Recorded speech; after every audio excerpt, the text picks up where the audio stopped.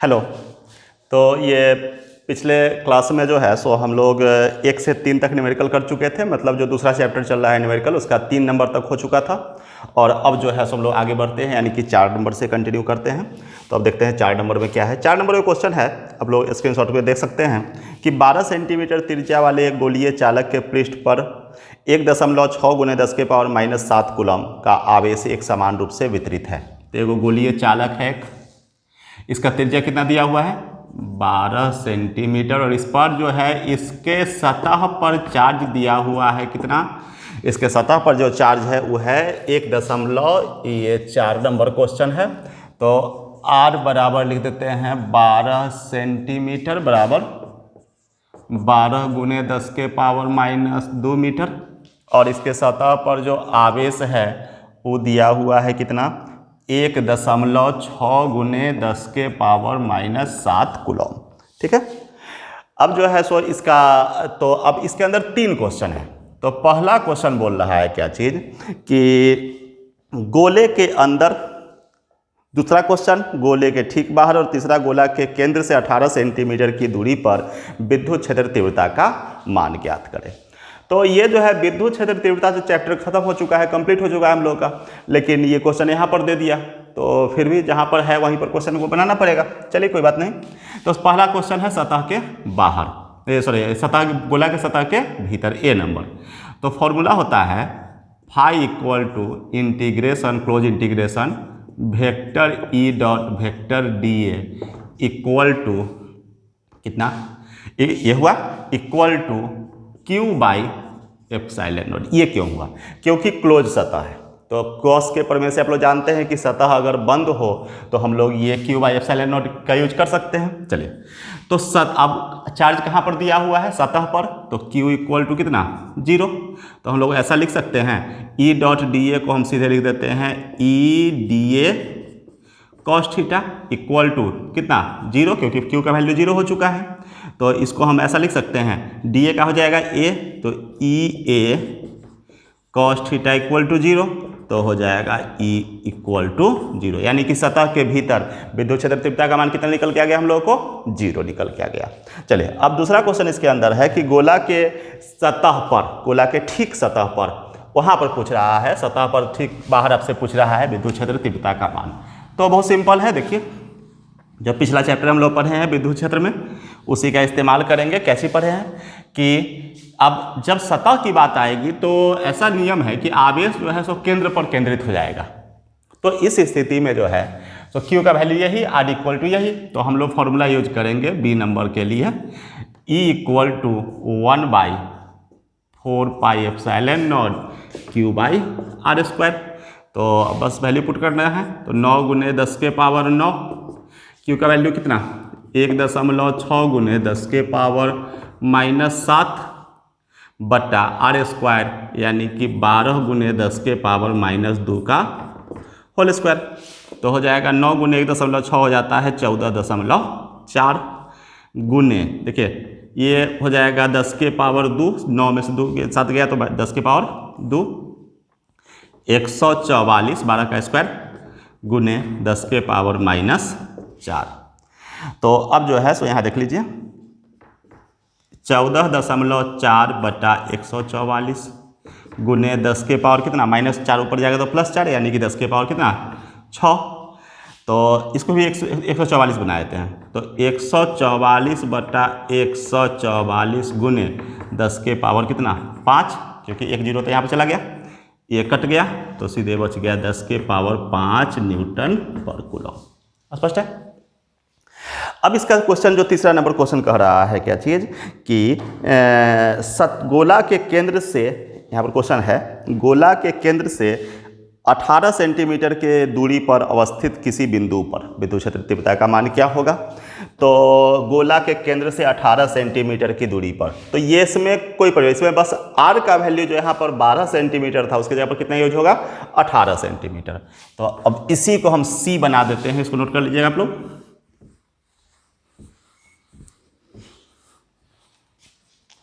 इसी को हम सी बना देते हैं, तो E इक्वल टू 9 × 10⁻9 गुने क्यू का मान कितना वही 1.6 इंटू 10⁻⁷ बाई आर स्क्वायर। तो आर, हाँ यहाँ पर जो होगा सी नंबर में यहाँ लिख देते हैं, यहाँ आर इक्वल टू 18 सेंटीमीटर, यानी कि 18 गुने 10⁻⁻2 मीटर। तो 18 गुने 10⁻⁻2 का होल स्क्वायर। ठीक है, तो इसको अब तोड़ना शुरू करते हैं। तो 9 गुने 1.6, देखिए गुने 10⁻2 बटा, इसको हम स्क्वायर नहीं करते, सीधे लिख देते हैं 18 गुने 10⁻4। 9 दूना 18, 2 कितना हो जाएगा 8, 0.8। तो हो जाएगा 0.8 बटा या 18, सॉरी 0.8 बटा 18।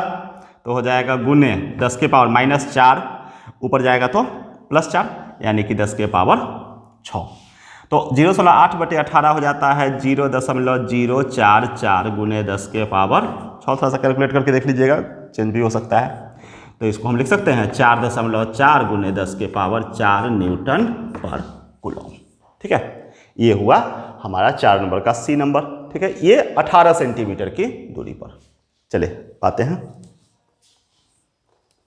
5 नंबर क्वेश्चन, इसको नोट कर लीजिए आप लोग। अब 5 नंबर क्वेश्चन पर आते हैं।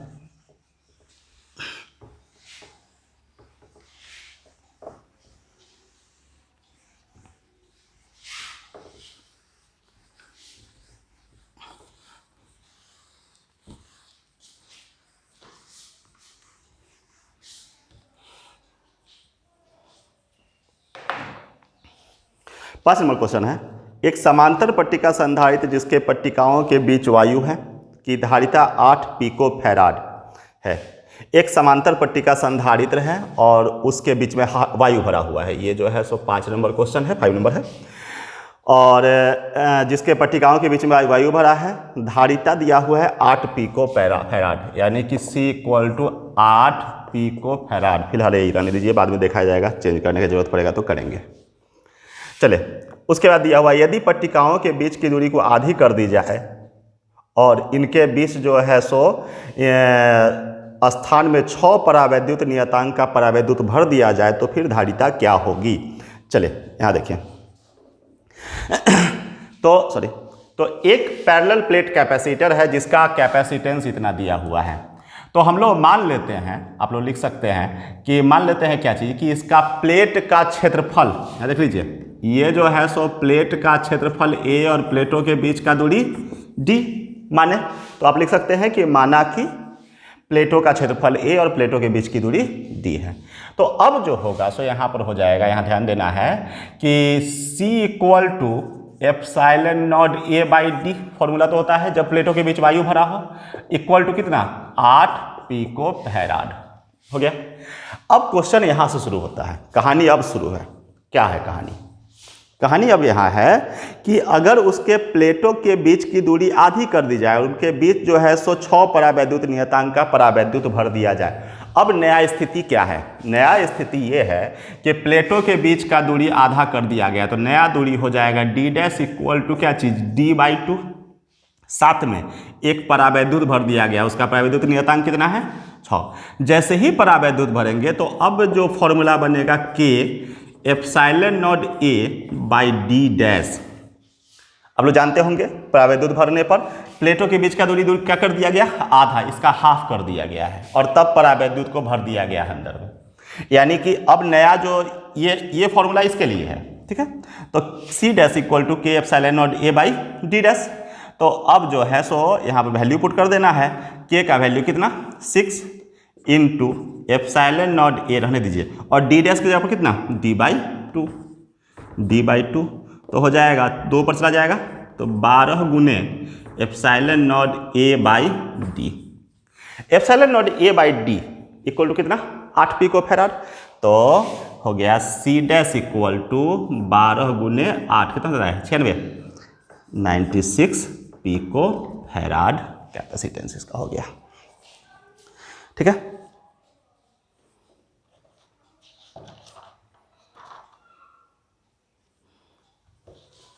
अब आ जाते हैं 5 हो गया, 6 नंबर। अब यहाँ से बहुत सिंपल क्वेश्चन सब आ गया। ये सीरीज और पैरेलल पर है, बहुत आराम से आप लोग बना सकते हैं। इस तरह क्वेश्चन आप लोग बनाए भी हैं।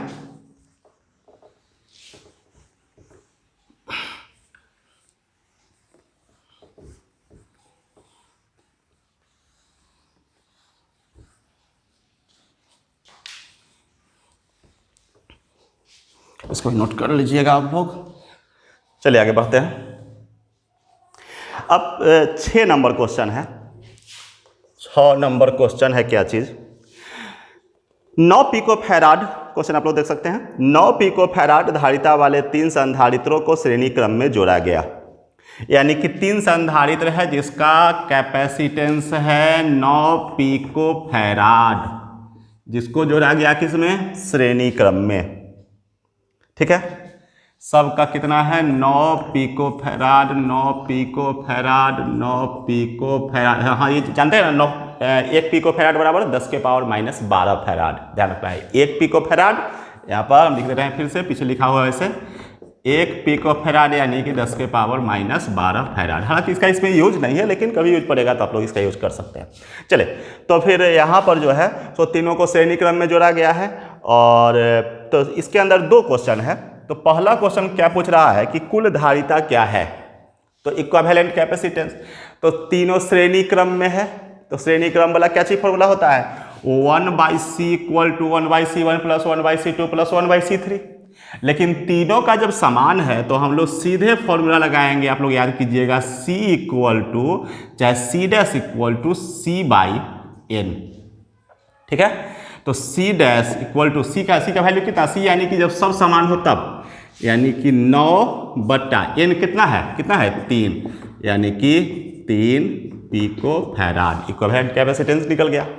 अब इसके अंदर एक और क्वेश्चन है, ये थोड़ा सा बढ़िया है। यदि संयोजन को 120 वोल्ट के संभरण का अर्थ होता है सोर्स सप्लाई, जो विद्युतीय सोर्स से आप जोड़ते हैं, से सोर्स से जोड़ दिया जाए तो प्रत्येक संधारित्र का विभवांतर क्या होगा। अब इसको जोड़ दिया गया 120 वोल्ट से। आप जान रहे हैं कि जब श्रेणी क्रम में रहता है तो वोल्टेज का बंटवारा होता है। बहुत सारे लोग मेरा बाल देख रहे होंगे, कटवा लिए हैं, अरे बहुत बड़ा हो गया था तो चलिए कटवा लिए। चले तो अब जो है आप लोग मन में सोच रहे होंगे, सोचे हम बतला देते हैं पहले। चले तो अब 120 पिकोफैराड, तो अब यहाँ पर जैसे ही श्रेणी क्रम में आ गया तो सबका वोल्टेज का बंटवारा होगा। तो वोल्टेज का और चार्ज क्या रहेगा, सेम रहेगा। तो हमको चाहिए सबका इंडिविजुअल वोल्टेज। तो देखिए, तो सबके चार्ज तो सेम रहेगा, तो हमको क्या करना पड़ता है, चार्ज पहले निकाल लेते हैं। तो Q इक्वल टू कितना, C भी दिया हुआ है कितना 120 वोल्ट, तो C भी, तो C मतलब कौन सा, ये वाला C डैश भी, तो C डैश कितना 3 आगुने भी का वैल्यू कितना 120, 36 360 ना होगा, 360 पिको कूलम चार्ज निकल गया। अब इससे क्या फायदा होगा, सो देखिए हमको निकालना है V1 V2 V3, V1 इसका V1 V2 और V3। तो देखिए Q इक्वल टू CV जो जनरल फॉर्मूला है, तो V1 अगर पहला की बात किया जाए तो V1 इक्वल टू Q/C, चाहे Q/C1। तो C1 C2 C3 सबका बराबर है और Q भी सबका बराबर है, तो निश्चित है कि V1 V2 और V3 भी क्या होगा, बराबर होगा। V2 बराबर V3 इक्वल टू क्या चीज इक्वल टू Q/C। Q का वैल्यू कितना, Q का वैल्यू आया है 360 और C का वैल्यू कितना 9 चौक 36 यानी कि 40 वोल्ट। सबका वोल्टेज कितना हो जाएगा 40 वोल्ट। यहाँ पर सबका 40 रहेगा, कारण क्या है, सबका कैपेसिटेंस सेम है। अगर ये कैपेसिटेंस सेम नहीं रहता, इससे पहले हम जो उससे पहले जो मतलब जिस टाइम ये टॉपिक पढ़ाए थे उस टाइम में हम इस तरह का क्वेश्चन सारे का बनवाए हुए हैं, आप लोग चेक कर लीजिएगा पीछे जा करके। तो वहाँ पर जो है अगर ये कैपेसिटेंस सेम नहीं रहता तो सबका 40 भी नहीं रहता। ठीक है, चलिए आगे बढ़ते हैं। अब आ जाता है 6 नंबर, सॉरी 6 नंबर तो हो चुका, 7 नंबर, इसको नोट कर लीजिए आप लोग। अब 7 नंबर और पहुंचते हैं।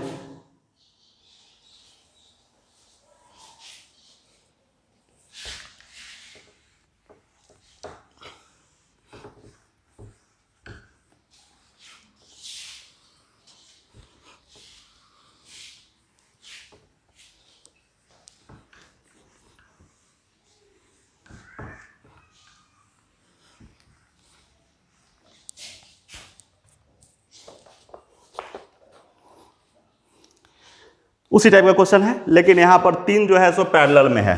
क्वेश्चन क्या है? 7 नंबर आप लोग लिख दीजिएगा, 7 नंबर क्वेश्चन। तो क्वेश्चन क्या है, देखिए इस तरह से 3 कैपेसिटर जो है सो जोड़ा गया, किसमें? पैरेलली, समांतर क्रम में। ठीक है, 3 कैपेसिटर को समांतर क्रम में जोड़ा गया। पहला कितना? 2 पिको फैराड, दूसरा कितना? 3 पिको फैराड, और चौथा कितना? 4 पिको फैराड। स्क्रीनशॉट में दिख रहा होगा क्वेश्चन। और इसकी कुल धारिता, तो इसमें ए नंबर, तो कुल धारिता तो भाई समांतर क्रम में तो बहुत आसान, क्या चीज़? सीधे जोड़ देना है। तो C = C1 + C2 + C3, तो हो जाएगा कितना? 2 + 3 + 4, 3 7 और 2 9 पिको फैराड हो गया। अब बोल रहा है आगे, इसका बी नंबर भी इसमें है, उसी टाइप का है कि इसको जो है सो 120 वोल्ट से जोड़ दिया जाए तो प्रत्येक संधारित्र का विभवांतर क्या होगा? अरे ये तो बहुत आसान है। इसको जोड़ दिया गया 120 वोल्ट से, 120 वोल्ट से जब जोड़ दिया गया तो प्रत्येक का विभवांतर क्या होगा? तो भाई समांतर क्रम में सबका विभवांतर समान, तो सब के लिए जो होगा V1 = V2 = V3 = कितना? 120 वोल्ट। क्यों? क्योंकि समांतर क्रम में है, तो प्रत्येक संधारित्र का जो विभवांतर होगा सो 120 वोल्ट होगा। अगर इसमें चार्ज पूछा जाता तो चार्ज कितना होगा? तो Q1, क्योंकि समांतर क्रम है तो सबका चार्ज अलग अलग, तो Q1 = C1V, ठीक है, Q2 = C2V, Q3 = C3V। Charge सबका अलग अलग होगा। तो चार्ज पूछता है तो कुछ मजा भी आता, लेकिन क्वेश्चन तो पूछ नहीं रहा है। मान लीजिए ऐसा क्वेश्चन दिखेगा, तो V मतलब ये वाला 120 वोल्ट, 120 वोल्ट, तो V के जगह पर ये डाल देना है C1, C2, C3, बस वैल्यू पुट करना है, Q1, Q2, Q3 की वैल्यू आपको मिल जाएगा। लेकिन जब पूछेगा तब, फिलहाल तो क्वेश्चन में आपसे पूछा नहीं है। तो अब जो है सो 4 क्वेश्चन और बच गया है, 4 क्वेश्चन और बचा है, और इसको जो है सो हम कंप्लीट कर देंगे अगले क्लास में। तो मिलते हैं हम अगले क्लास में।